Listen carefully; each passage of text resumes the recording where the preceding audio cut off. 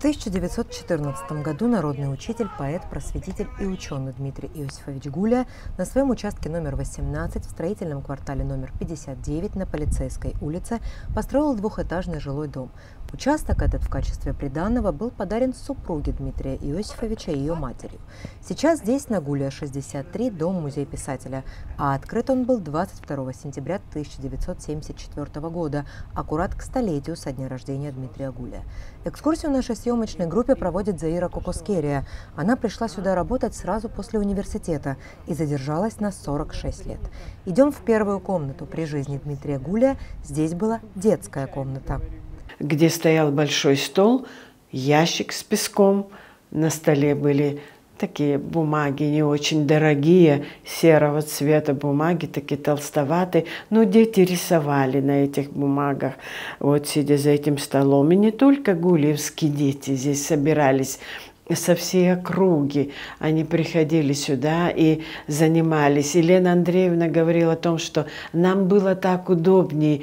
И Дмитрий Иосифович был спокоен за детей и за всех окружных тоже.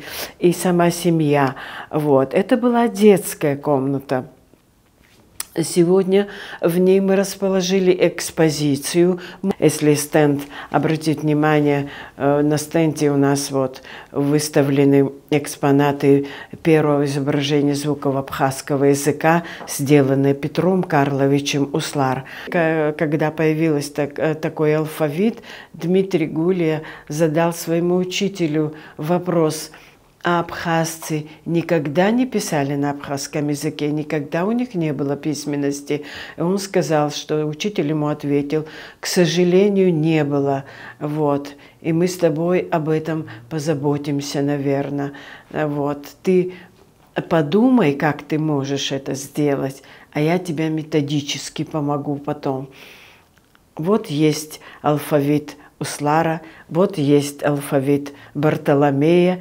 Примени их, посмотри, подумай о том, как сделать. И вот впервые, имея 2500 лет истории Абхазии, впервые Дмитрий Гулия в 1891 году создает алфавит, который мы с вами увидим в другом зале. Этим учителем и своеобразным наставником для Дмитрия Гулия был Константин Мачавариани.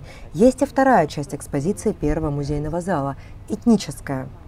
Хочу вам показать вот этот уголок, который тесным образом связан вообще с Дмитрием Гулия. С детства он вместе со своим отцом был в гуще, в самой гуще своего народа. Отец его был очень уважаемый человек, и особенно он с народом был связан, конечно же, и был известным третейским судьей во всей Абжуйской Абхазии, да. И всегда с собой водил маленького Дмитрия, которому говорил: садись и слушай. И он никогда не мешал отцу.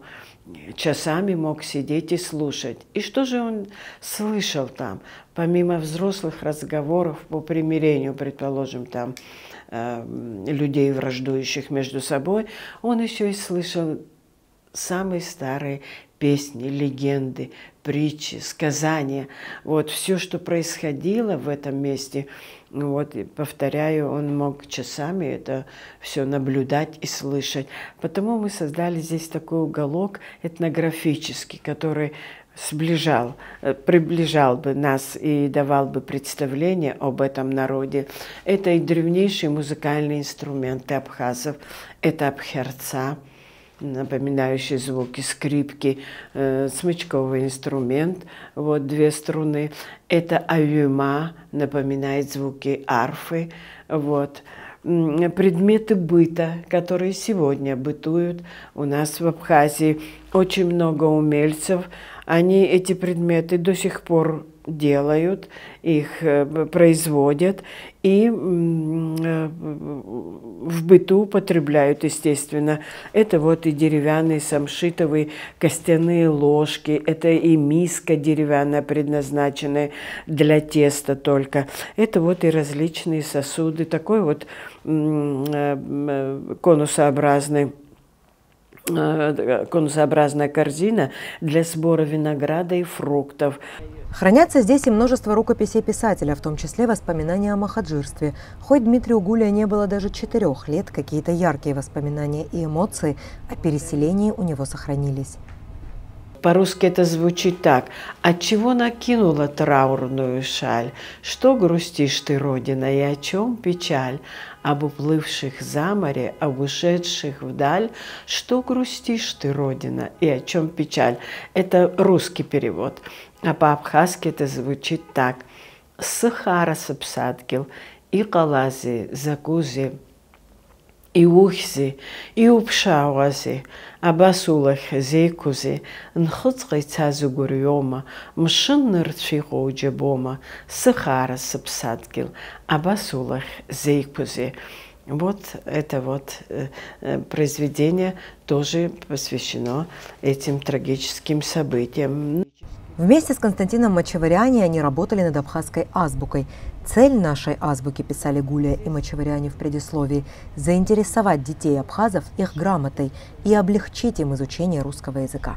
Это в дальнейшем усовершенствованная азбука стала основным пособием при изучении абхазского языка. Самое главное, чего не хватило в других алфавитах, не отражены были звуки абхазского языка. Там много других тоже причин было. Учителей не было, школ, самих школ не было, абхазских школ на абхазском языке. Повторяю, были только церковно-приходские школы.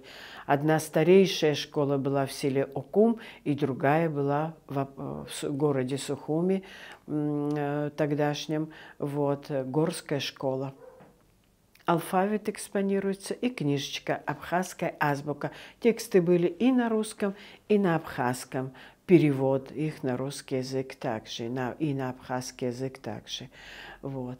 Но здесь экспонаты очень интересные, очень значимые для нас. Это вот переводческая работа Дмитрия Гулия. То, чем он занимался вообще всю свою жизнь, просветительская, переводческая работа, это была его основной целью – просветить свой народ. Вот. И такие полезные брошюрки, как вывести молочную породистую корову, как вывести здоровую рабочую лошадь, предположим, или болезни домашних птиц и животных и так далее. Вот такие полезные для крестьянства. Люди сами себе помогали. А это все он печатал на свои средства. Небольшой тираж может быть, но они друг другу передавали, большую помощь приносила. В 1912 году тиражом в 120 экземпляров вышел перевод Евангелия на абхазский язык. Среди них были требники среднего размера для использования во время крестин, венчаний или панихид, а также книги больших форматов для богослужений в храмах. Это были первые христианские книги на абхазском. В музее представлены оригиналы, их сохранила и передала семья Гулия. Личные, все, что здесь вот есть, это нам предоставила семья. За исключением тех экспонатов, которые мы заменили после нашей вот этой войны, найдя, и мы искали очень долго. Во-первых, искали людей, которые могли бы это делать. Вот, например, у нас было инкрустированное красивое седло супруги Елены Андреевны, супруги Дмитрия Гулия, Елены Андреевны Бжалава. Вот она была великолепной наездницей, и ее седло здесь у нас экспонировалось. Вот. Его украли во время войны. Мы заказали вот точную такую же копию, имея фотографии на научных паспортах и так далее. Мастер сделал нам вот это седло. А вот это вот тоже, кстати, выкрадена была бурка с башлыком во время войны. Вот. Но после войны, когда много международных организаций стали работать у нас в Абхазии, помогать нашему населению в связи с войной, вот, один из таких работников международных организаций, Жан-Марк Данто, который нам предоставил вот эту бурку с башлыком. Ему подарили, а он принес нам, потому что носить, естественно, он это здесь бы не мог в связи с работой. Вот, и чтобы она не портилась и сохранилась такого же размера, абсолютно внутри, с такой же подкладкой красиво расшитой, как и у него была, у Дмитрия Гуля. Просто удивительно. Вот. Нам, конечно, это большая помощь была, и бурка с башлыком. Сердцем музея сотрудники называют, конечно, единственную мемориальную комнату – кабинет Дмитрия Гуля. Все, что вы видите здесь, все на своих местах, все без единого изменения. И во время войны даже, ну, так, наверное, Всевышнему было угодно, чтобы они не тронули. Ни одной книги не тронули. Им это, может быть, и не нужно было тоже. Вот. Единственное, что мы сюда внесли, когда открывали музей, создавали экспозицию музейную, вот этот экспонат. Это книга по истории Абхазии. Большую часть своей жизни посвятил Дмитрий Гуля, не будучи историком. Вот. Не копая, как археологи, не ища ничего в земле, вот только он собрал материал, весь описательный материал по этой местности и его народу, все, что существовало, это и различные путешественники из Турции, вот, и много-много других немецких путешественников. Вот это все он собрал и создал вот эту книгу в 1925 году. Во время Отечественной войны народа Абхазии сотрудники забрали по домам самые ценные, на их взгляд, рукописи. После победы все экспонаты вернулись в музей. Сейчас сотрудники Дома-музея Дмитрия Гуля заняты своего рода ежедневным спасением своей экспозиции. Здание в полуаварийном состоянии, и единственное, чего бы хотели музейные работники – капитального ремонта. И каждый раз с новым директором, с новым правителем мы ходили с этой просьбой обратить внимание. Хотя музей тогда еще был в хорошем состоянии, но уже 50 лет музею.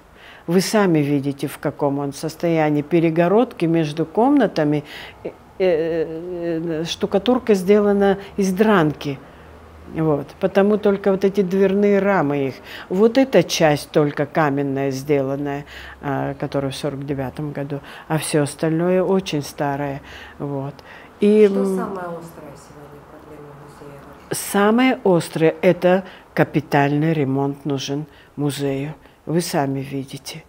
И здесь и приходили и фиксируют это, но просто не доходят руки до нас, потому что очень много проблем в республике, которые нужно решать, наверное, первостепенно. Нам казалось, что... галерея сгорела. Да. Что вы чувствовали? У вас появилось какое-то чувство страха, что это же Конечно. с нами может быть? Конечно. И сейчас, покуда вы это сказали, у меня дрожь прошла. Не дай Господь. Не дай Господь случится что-нибудь подобное. Мы, наверное, умрем все. Ну, это, так сказать, эмоции наши. Но мы же понимаем, что это одно из самых красивых мест в городе. В былые времена, в советские, если можно так сказать, в советские времена, куда любого гостя, который приезжал в Абхазию, который был гостем этой республики, которого встречало наше правительство, в первую очередь приводили сюда. И мы даже книгу создали об этих впечатлениях, этих гостей. Вот. Почему? Не так уж много у нас дел других тоже, которые показывают, например, мы же не рассказываем о каждой построенной гостинице, о каждом построенном доме, о каждом ларечке, о каждом магазине. Мы же не это показываем, а мы показываем культурную часть нашего народа. И потому мне кажется, что очень правильно и хорошо начинается, но не доканчивается, не делается это. Вот и музей. В планах у руководства Дома-музея Дмитрия Гуля большое празднование юбилея. К нему они готовятся серьезно, печатают книгу, снимают фильм. Но об этом позже, в ноябре. Элеонора Гилаян, Тимур Кугохия, Абаза ТВ.